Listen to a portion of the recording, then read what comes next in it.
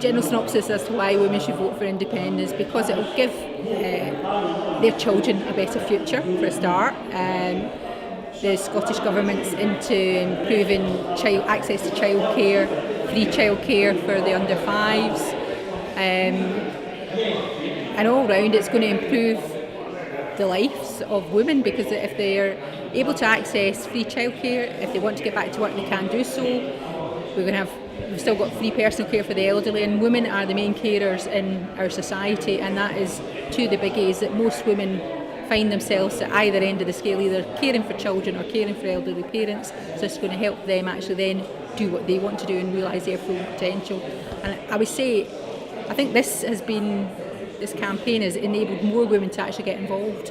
And although you've said that you don't think there's as many women are not in favour of independence, I would say I think it is 50-50. It's definitely they're there to be talked around. They're don't knows, they're not knows. Mm-hmm. They're undecided because they want more information, and hopefully with all the information that we're putting out, they're getting their questions answered. I mean, I'm finding more on the doorstep. People are engaging now and asking questions on the doorstep as well. But the biggies still tend to be currency in Europe. Those are and employment. That's what they're reading about. That's why.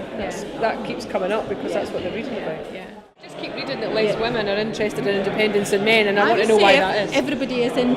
I mean, I'll take my sister as an example. She's not interested in politics at all, and she was a no up until a few weeks ago. And I thought, how can I get her involved actually to get into the debate? And she's met Tommy Sheridan before, and she quite liked him. And I said, well, Tommy Sheridan's speaking about independence. I think it was about 3 or 4 weeks ago up in Cardenden. And she took her husband, who's a farmer, who is definitely not a yes. And they went along and heard him speak. And when she came back out, she texted me. She went, well, she said, a no-brainer, I'm going to have to vote yes. And I was like, thank you. So it's getting the facts over. Once you get the facts over to women, if you can keep it short and sweet, then they are yes. I will go back and look at my polling that I've done in Burnt-Island and find out if there is a gender split, because I hadn't thought about that. I've noticed sometimes when I'm like chapter endorsing things that a lot of the women that I speak to tend to just be voting the way their husbands vote. And I know that's a family thing. A lot of kids vote the way their parents do. I know that's a thing. But how much of an issue do you think that's going to be? And are you finding that women are, I think those issues are changing, because my sister's the one who said, I just vote the way my husband says to vote, but actually she's now thinking for herself. So I'm using her as an example because she's not interested in politics whatsoever.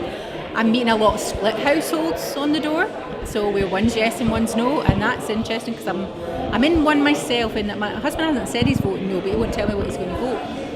And he kept taking my yes sign down, but we had to have a negotiation, and I said to him, if you don't leave my yes sign up, I'll be painting the garage door with a big yes sign, and you won't be able to take that down. So he capitulated and let me have my one yes sign up in the window. So as I say, it's all about negotiation.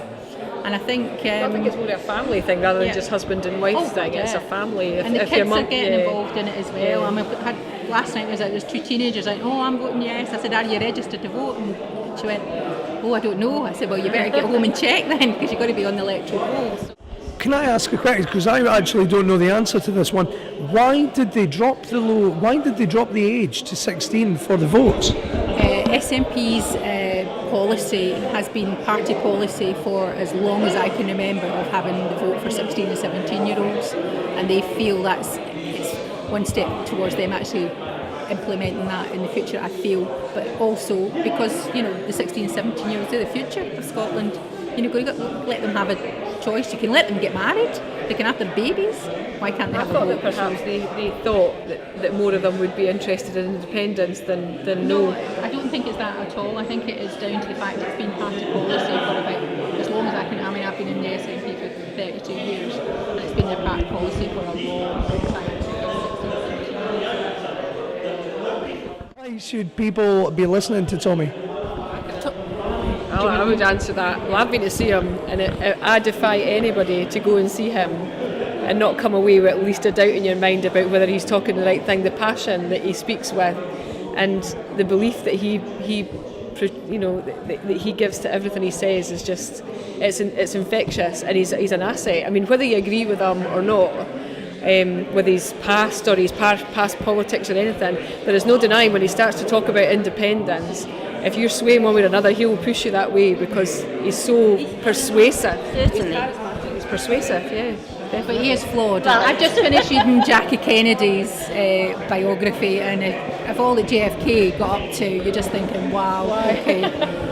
Why did you stand by him? Yeah, well, the power, etc. So, it's known that people are flawed, and maybe some people shouldn't get power, and it's being aware of the flaws and knowing where they're coming from as well. I think is people just have to be knowledgeable and remember that nobody's perfect, and he does speak to a different. There's not enough people with enough passion about them in politics, so that's why he draws people in. Because and he's well educated as well, because he's got a degree in economics. I hadn't appreciated he got a degree in economics, so he knows what he talks about. So I think he's studying for something else now. He's got another one coming up. But he's flawed. Yeah. Like most people, nobody's perfect. Well, I don't know. Nobody is perfect. No. Everybody's got their own little flaws. I mean, you're right what you say. I mean, the passion that I've seen on different YouTube videos that myself and Colin have both worked on, you can see that the passion is there. But I had to ask the question. The question had to be asked. Do you agree? If you watched him, do you agree with what I said about him then? Yeah, massively. I mean, his passion's fantastic, and you're right. We do need a lot more people that are going to be passionate about the independence vote. But we also, one thing that I don't see is people that are passionate about keeping the UK together. Exactly, that's what I mean. That's a lot of things. I just think he's an asset. I mean, whether you agree with him or whether you don't, with his past politics or his past life, for the independence debate alone, I wouldn't say I would vote for him. If he stood in 2016, I'm not saying I would go out and vote for him, but as an ambassador for independence and going out and speaking to people, he was amazing. And I defy anybody in that room. It was Cardenden I saw him in, and I defy anybody in that room to walk out with at least not a doubt in their mind. At the same time, I was on night shift and the piper kept me awake. I'm just right behind him.